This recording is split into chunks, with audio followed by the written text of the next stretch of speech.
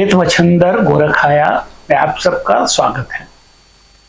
जय हिंद, जय जवान, जय भारत, जय किसान, जय विज्ञान, जय अनुसंधान। खेत मच्छंदर गोरखाया में हम देश और दुनिया की बातें करते हैं। हम जानते हैं कि पूरा विश्व बदल रहा है और पूरे विश्व में कहीं ना कहीं कुछ ना कुछ चल रहा है। कहीं युद्ध चल रहा है तो कहीं धर्म का जुनून चल रहा है, कहीं कुदरती आपदाएं हैं।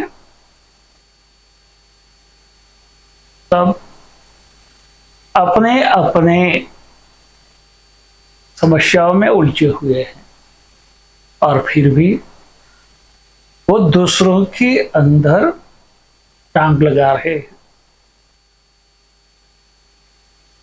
हमारे देश में भी ऐसे ही है। आज आजादी का अमृत महोत्सव चल रहा है और हम अमृतस्य पुत्रा है।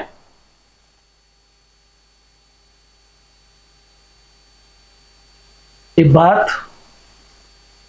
समझ में आनी मुश्किल है, मगर सारे भारतीय, चाहे वो हिंदू हो, मुस्लिम हो, सिख हो, ईसाई हो, जैन हो, बुद्ध हो, पारसी हो, जूस हो, उधर सब अमृतस्य पुत्रा है। और हमें हमारे जीवन में वो झलक दिखाना पड़ेगा कि हम अमृतस्य पुत्रा है। उसी तरह से जीवन जी के हमें दिखाना पड़ेगा पूरी दुनिया को। जब जब दुनिया में परिवर्तन आया है तो भारत ने राह दिखाई है। आज भारत दुनिया को राह दिखा रहा है, मगर वो कई भारतीयों को रास नहीं आ रहा है। विदेशियों को तो रास नहीं ही आ रहा है, मगर कहीं हमारे राजकारणी भारत की ही टांगे खींच रहे हैं। भारत विरोधी देशों के हथकंडे में बन गए हैं। भारत में तो अच्छी अच्छी बातें करते हैं, मगर विदेश में जाके भारत की निंदा करते हैं, भारतीय संस्कृति को गाली देते हैं और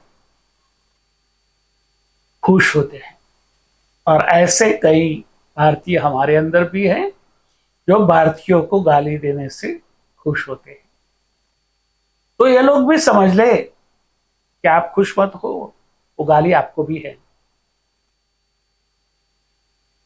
अब एक समय आ गया है कि हमें हमारे राजकारण को जड़ से बदलना पड़ेगा। नहीं बदलेंगे तो हमारे बच्चे हमें गाली देंगे, कोसेंगे। हम कैसे बदल सकते हैं? तो पहले तो जो अन्याय हो रहा है उसको उजागर करो, उसका सामना करो। और आपको मैं आह्वान करता हूं कि आप भी आपकी मनचाही पार्टी में जुड़ जाओ, कार्यरत हो जाओ और वहां अपनी जगह बनाओ। वो पार्टी में जो भ्रष्ट और गुनाहगार मानस वाले राजकारणी हैं उसको हटाओ और अपना प्रभुत्व जमाओ। देखो, झूठ को पांव नहीं होते, ऐसे ही भ्रष्टाचारियों और गुनहगारों को पांव नहीं होते। सिर्फ कोई ललकारेगा तो वो भाग जाएंगे। और देश का सुकान आपके हाथ में लेने के लिए तैयार रहो। मेरी ये बात कई लोगों को रास नहीं आती है, मगर हम भारतीयों का इतिहास ऋषि काल के बाद देखे तो जयचंद और अमिचंदों से भरा है।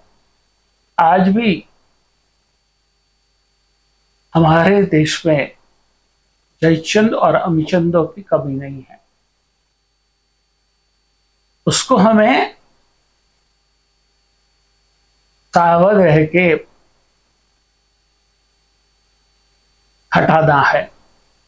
देश के बाहरी दुश्मन को हम जान सकते हैं कि ये दुश्मन है, मगर जो अंदरूनी है उसको समझना बहुत मुश्किल है, जानना बहुत ही कठिन है। तो एक बात समझ लें, सबसे पहले हमारे अंदर जो धर्म के नाम पर विभाजन किया गया, उसके बाद जातियों में विभाजन किया गया। और मैं मानता हूं कि ऋषि काल में सब समानता थी। सनातन धर्म वर्ण विहीन और वर्ग विहीन था। अगर जब ऐसा एक समय आया तो कई राजाओं के त्रास से कई लोगों ने पलायन किया और जातिवाद का जन्म हुआ। आज हमें फिर से सनातन धर्म को वर्ण विहीन और वर्ग विहीन बनाना है। हमारी सनातन संस्कृति को जाति विहीन संस्कृति बनाना है। सनातन धर्म कहता है, जन्मना जायते शूद्र कर्मणा ब्रह्म उच्यते। और किसी की जाति नहीं देखी जाती, आपके संस्कार देखे जाते हैं, आपके आचार विचार देखे जाते हैं। मगर आज कोई आचार विचार की बात नहीं करता, वो तो जातियों की बात करते हैं। अरे भाई, सारी जातियों में सब श्रेष्ठ हैं, मगर 70 साल में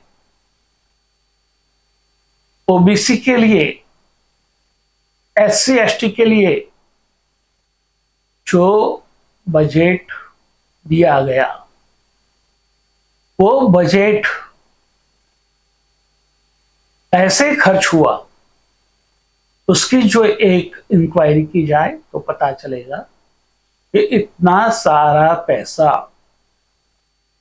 ये जातियों के उद्धार के लिए, उत्थान के लिए, ग्रोथ के लिए जो दिया गया था, वो कहाँ खर्च हुआ, वो कौन जाति के लोगों की जेब में गया और उनका उद्धार क्यों नहीं हुआ। आज कई पार्टियां ओबीसी की बात कर रहे हैं। अरे भाई, आपके पास शासन था तब तक आपने क्यों कुछ नहीं किया? आज ऐसे नींद से जागे कुंभकर्ण की और कह रहे हैं कि ओबीसियों को अन्याय हो रहा है। कैसे अन्याय होगा? अरे भाई, कहते हैं कि वहीवटी तंत्र में देश के जो आईएएस ऑफिसरों है उसमें 3-4 ही ओबीसी अधिकारी हैं। भाई, आईएएस ऑफिसर तो आपने निमणूक किए थे, कांग्रेस की सरकार ने निमणूक किए थे। तब तक आप कहां थे? आपने क्यों नहीं सोचा कि ये अधिकारियों में ओबीसी अधिकारी भी होना चाहिए, उसमें एसटी एससी अधिकारी भी होने चाहिए, इसमें दूसरे धर्म के अधिकारी भी होने चाहिए। आज कुंभकर्ण के दिन से जागे और जैसे उनके मसीहा हैं वैसे बात कर रहे हैं। क्या देश समझता नहीं है? देश को भ्रमित मत करो।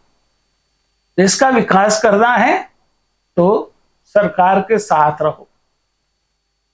विकास को से वंचित लोगों को आपने रखा है और आज वो जाग रहे हैं तो आपको पेट में दर्द हो रहा है। कई बातें हैं उन्होंने हमारे राजकारण में भ्रष्टाचारियों को और गुनहगारों को स्थान दिया। इतिहास देखो, 47 से, और वही गुनहगारों ने, राजकारणियों ने देश की प्रजा को प्रोटेक्शन मनी के नाम से लूटा। सरकार के सारे टैक्स तो लोग भरते ही थे, मगर वो राजकारणियों के प्रोटेक्शन मनी नाम का एक और टैक्स बढ़ गया और वो टैक्स की कोई मर्यादा नहीं थी और वो आज ओबीसी के हित रक्षक अपनी जात को बता रहे हैं। दया आती है। एक बात समझ ले, देश को बांटना और राज करना वो एक समय था। अब सारे देश के लोग जाग गए हैं, वो अपना हित समझते हैं और धर्म की बात छोड़ो, अपनी संस्कृति की बात करो। तो भारतीय संस्कृति में विविधता है और आप वो विविधता खत्म कर रहे हो और अनेकता में एकता की बात कर रहे हो। एक और धर्म परिवर्तन करवा रहे हो और दूसरी ओर आप संस्कृति की संवारने की बात कर रहे हो। अनेकता में, विविधता में एकता की बात कर रहे हो। कैसी कमनसीबी है कि हमारे देश के मतदाताओं की याददाश्त बहुत ही टूंकी है, शॉर्ट है, तो सब भूल जाते हैं। मगर अभी पूरे भारतीय जाग चुके हैं, वो अपना हित जानते हैं, उनके नाम पे बोलने का किसी को अधिकार नहीं है। सब अपनी बात भारतीयों के मुंह में रखे बात करते हैं।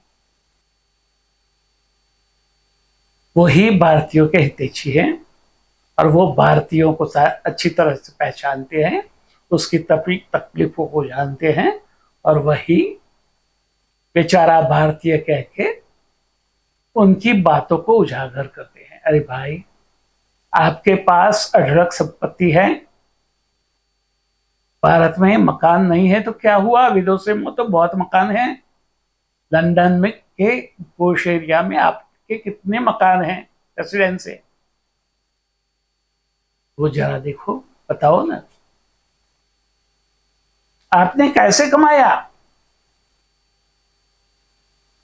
और अभी हमें जानना है और हमारे देश में, हमारे बीच में जो जयचंद और अमीचंद है उसको खत्म करना है, उसको उजागर करना है और देश के राजकारण को भ्रष्टाचारी और गुनाहित मानस वाले राजकारणियों से मुक्त करना है। सिर्फ वही नहीं करना है, उसके साथ वहीवट में भी वही बात है, वही भ्रष्ट और गुनाहित मानस वाले अधिकारी हैं, उसको बाहर फेंकना है। अदालतों में भी वही चल रहा है और हमारे न्यायाधीशों में भी जो भ्रष्ट और गुनाहित मानस वाले हैं उसको उजागर करके न्यायतंत्र से बेदखल करना है। ये 3 काम हम करेंगे तो हमारे लिए, हमारे विकास के लिए हमें किसी के पास हाथ फैलाने की जरूरत नहीं पड़ेगी। बिना टैक्स पे किए बिना सरकार को इतना रेवेन्यू मिलेगा कि वो टैक्स कम करके भी सबका विकास कर पाएंगे। विकास करना है हमारा तो हमें ये 3 काम करने पड़ेंगे। तैयार हो जाए, अपने आप को कहीं उलझाए मत, मुझे क्या छोड़ें।